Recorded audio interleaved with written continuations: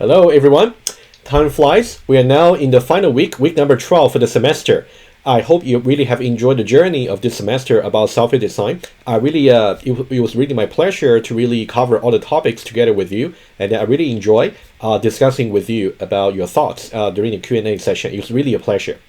Don't forget, there's a course evaluation regulated by the university online. It's completely anonymous. I will really encourage you to really speak up your mind in the survey. Either you like my teaching or you hate it. That's okay. If either way, you can simply just speak up your mind in the course survey. I really encourage you to really get a response rate as high as possible so that the department can really know whether I'm being useful or useless for your learning. I'll be keen to know myself too. All right. As usual, let's do a final introduction to the work items for the final week. Let's talk about it. All right. First of all, about the lecture hours. Last week, when we talked about the visitor design pattern, I deliberately reduced the workload to only 2 hours, right? And this week, it's as I said, we're going back to the 3 hours normal. Strictly speaking, it's about 15 minutes more than 3 hours. But I hope that you can really manage to watch this extra 15 minutes of this lecture over here, because this lecture here is really about more theoretical stuff about software design, especially connecting what you learn in 1090 and really apply the logic to justifying the correctness of your software. So that's why it took me a little bit more explanation to really make sure you can learn it properly. Okay, let's talk about the structure for the lecture. The overall big theme for this week will be software correctness, and then we want to do some proofs formally. The first part, we're just going to talk about 2 motivating examples just to get you started, especially about the precondition being either too weak or too strong. Okay, either too weak or too strong. Either way, okay, we want to see which one might be an issue. And then we'll speak about the so-called Hoare triple. Okay, it's going to be of the following form. It's going to be some predicate over here, your programming statements, and also another predicates. Exactly what this Hoare triple really means, you will see once you study the lecture.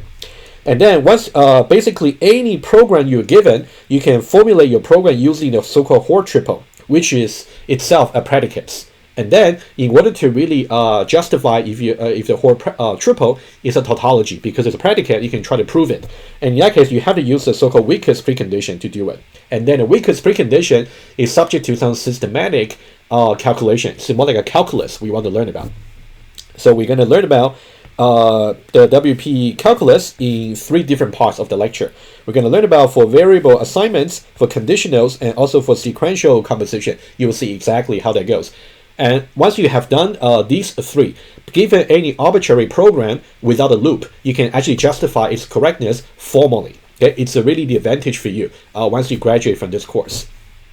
Okay, and then we're going to move on to the contracts for the loops. Okay, we're going to talk about looping variants and loop variants. You may have seen these contracts before in other courses, but I'm going to show to you the concept from scratch. We're going to talk about the syntax of using contracts, which is natively supported in IFO, so you can check it at the runtime. Pretty much like a precondition, postcondition, and classic variants that we talk about when we talk about DBC. You got to do runtime checks, and then we're going to use another example of finding the maximum from the array to really illustrate the 2 concepts and also formal correctness proof in more depth. Okay, and finally we talk about the correctness condition for the loops. That'll be the final lecture, the final part of the lecture, and then also give you some exercise to do in order to complete your learning for this particular subjects. All right, as usual, I got all my notes available to you. And then for the slides, it's simply just lecture 12 for the program correctness. And also you can post your questions on the Google Doc as usual.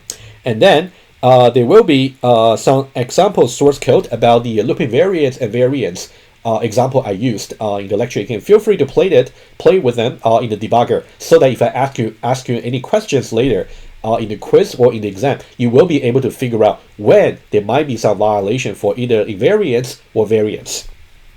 And then for the exercise, this will be mandatory exercise, for which you have to complete the exercise using the proofs. And whenever if there's any part you get struggle, we can go over that potentially in the Q&A session, or we can go over that in the exam review session to see when you're ready. All right. But anyway, so that's about the overview for this week. All right, let's talk about very quickly about the learning objectives for this final week. So we're going to talk about software correctness. To do that, we have to formulate your program using a Hoare triple, which is a predicate. And then we can try to use the weakest precondition to prove if the Hoare triple there is a tautology. Okay, you can always prove or disapprove.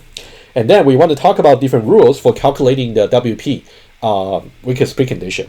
And then we'll talk about the contracts for loop. Either we got looping variance or loop variance. We want to see what the difference is and also what different roles they might play in your software correctness check.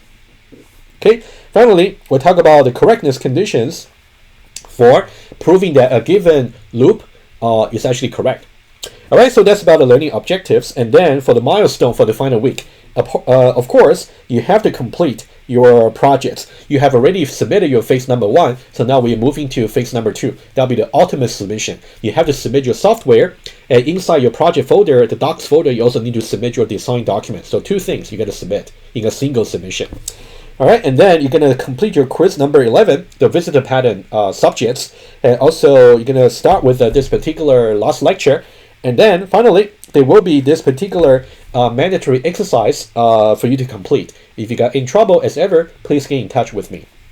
All right, so this will be the final topic for the course. I really enjoy, as I said in the beginning, I really enjoy having discussed all the subjects together with you, either in the Q&A, through the emails, or maybe through the office hour. I really enjoy, and I really hope you also learn something from this course. Once you graduate from this course, any concept that we talk about in this course, most of them are simply transferable to any programming or design language you might use later. So all the learning resources will be public on my lectures website. I don't think I will remove them in any time soon. So later on, if you need to refer back to them for your particular whatever purpose it is, feel free. All right. Anyway, let me say a final thanks to all of you who have participated in the course. And again, whether you like my teaching or not, please speak up in the course survey. All right. I'll see you in the next Q&A and also the final exam review sessions. Take care.